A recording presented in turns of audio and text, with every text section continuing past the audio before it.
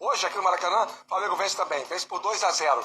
Eu acho que vai ser uma classificação mais bem encaminhada do Flamengo do que já foi do Palmeiras ontem com a vitória fora de casa sobre o River Plate, né?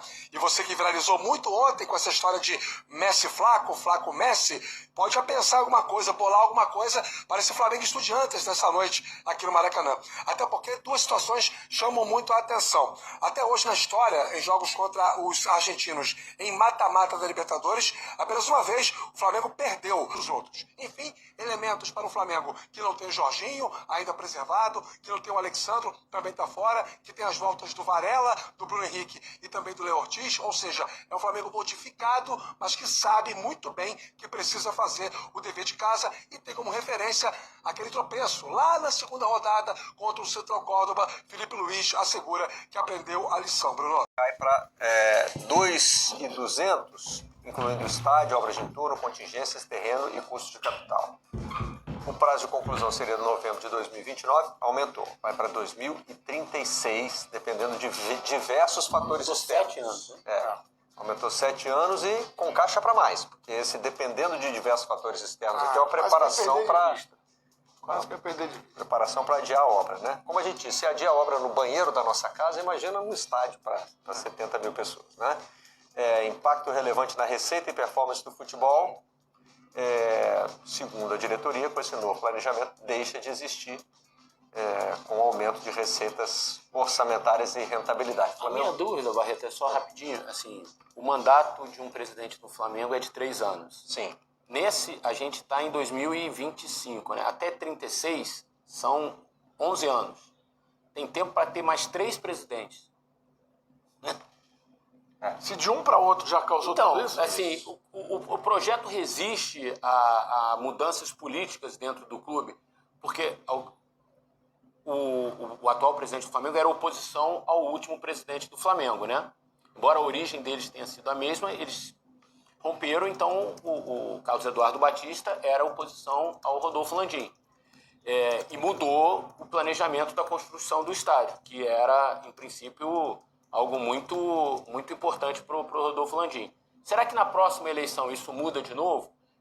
Esse projeto que foi apresentado ontem, que o presidente acabou de falar aqui no Redação, ele é sólido o bastante para não ter interferências políticas nos próximos mandatos? Isso que eu acho que é importante. Talvez o presidente falar, o Flamengo explicar, né? É porque virou uma bandeira de campanha dos dois lados. Só queria apontar uma discrepância ali, Ébolo, desculpa. Sim, claro. Porque a gente está... Na reportagem do GE e na nossa tarde, o custo apareceu com 3 bilhões. E no slide do Flamengo está 2.200. É porque a gente está contabilizando tudo. Todo o gasto, que não é só na construção direta do estádio. Teve a compra do terreno também. Então chega a 3 bilhões de qualquer maneira. O que eu estava falando é que isso virou uma bandeira de campanha para a anterior, colocando isso como uma promessa de que, olha, o Flamengo precisa seguir adiante, vai ser o Flamengo do estádio em 2029, né? Quantas vezes o Landim não usou a camisa do Flamengo com atrás 2029, né? O número 2029, simbolizando a construção, a entrega do estádio. E essa sempre questionando a construção. A construção de um estádio não deveria ser projeto de um presidente. Claro. Tem que ser o projeto de um clube. Claro. Então, esse é o ponto, assim, porque na próxima eleição muda o presidente, o cara fala assim, eu quero fazer em 7, e não mais em 7, eu quero fazer em 15, eu quero fazer em 3. Eu estou pensando aqui, se a defesa que o clube tem com relação a isso não é justamente essa aprovação em conselho. Mas no outro não tinha Mas sido. se o outro conselho pode aprovar algo... Mas não tinha aprovado para 29? Então, esse é o ponto. Porque as decisões da presidência estão sendo referendadas pelo conselho nos 2 casos, né? Mas tem um ponto. Mas eu acho que assim, a única segurança, nem sei se é jurídica, nesse caso estatutária, talvez. Foi feito um estudo encomendado por essa nova gestão, comandada pelo Carlos Eduardo Batista, que mostrou que aquela situação ela era impossível, pelo menos para esse estudo. Mas aquela gestão tinha um estudo que provava que era possível, tanto que aprovou. Então, esse dentro dos clubes é que muitas vezes acabam com o planejamento de um clube, né? E a característica capital, de um né? clube estatutário. A origem do capital para a realização desse projeto também dividiu muito ali. Né? Foi um alvo de queda de braço ali.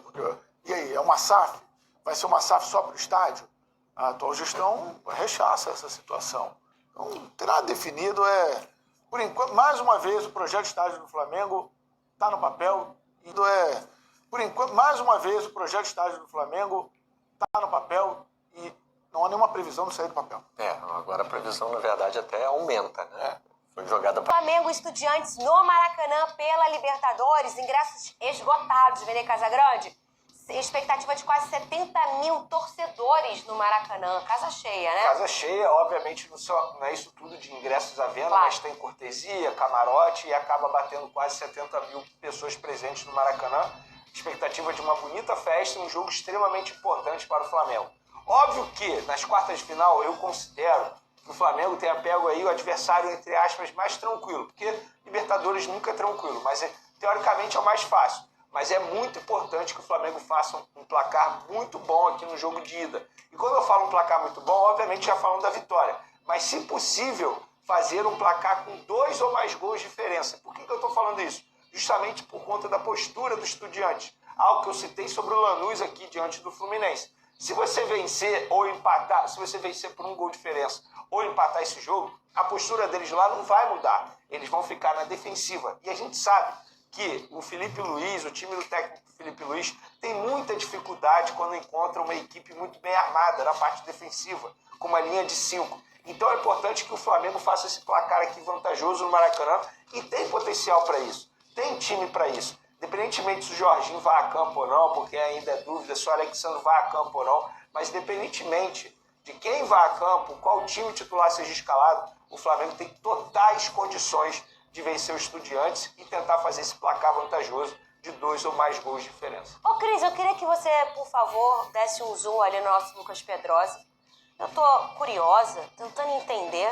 Ele tá escrevendo alguma coisa ali, já tem um tempo, ele tá enquanto o Vene fala, ele não parava de escrever, vocês aí. escrevendo. Pedrosa, o que tá escrevendo aí? O que tá acontecendo? Tô estudando antes. Ó, vou te dar 2 dicas então. Vamos lá. 1-1 no Maracanã? 1-1? Tô estudando Caramba. antes. Vai se calmar, Pedro. Eu, hein? Ó, o Estudiantes. Já que você tá estudando Ele era do Estudiantes. meu grupo, tá? Na escola. Vamos lá. Sabia que ele era do meu grupo na escola? Eu lembro, inclusive, teve a falha do John, não foi contra o Estudiantes? Na Libertadores, lembra disso? Eu só lembro da alegria. Teve também a alegria do gol do Arthur, não foi isso? E teve o super jogo do Igor Jesus em cima do Que Estudiantes. fez 2-0, a Estudiantes empatou e o Botafogo fez o terceiro no fim, não foi isso? Eu sou Foi péssima de na placar, mas fase de o grupo. Igor Jesus acabou Mas, ó, com esse jogo. Estudiantes vive um péssimo momento na temporada. Nos últimos 5 jogos, apenas 1 vitória, 3 derrotas e 1 empate. Tomou 7 gols e fez apenas 4. E além disso, tem 2 desfalques extremamente importantes. 2 considerados titulares na equipe dos Estudiantes. Então, assim, o cenário é praticamente perfeito para o Flamengo. Quando eu falo perfeito, é pensando no jogo de ida.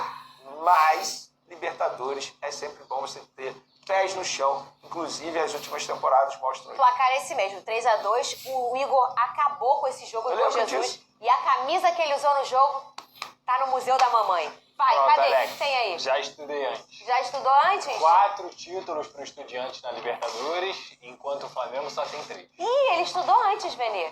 Olha só, danadinho. Você fica provocando os outros, então você aguenta O também que que as ele pessoas falou é não- verdade, não é nenhuma mentira. O Penharol tem quanto?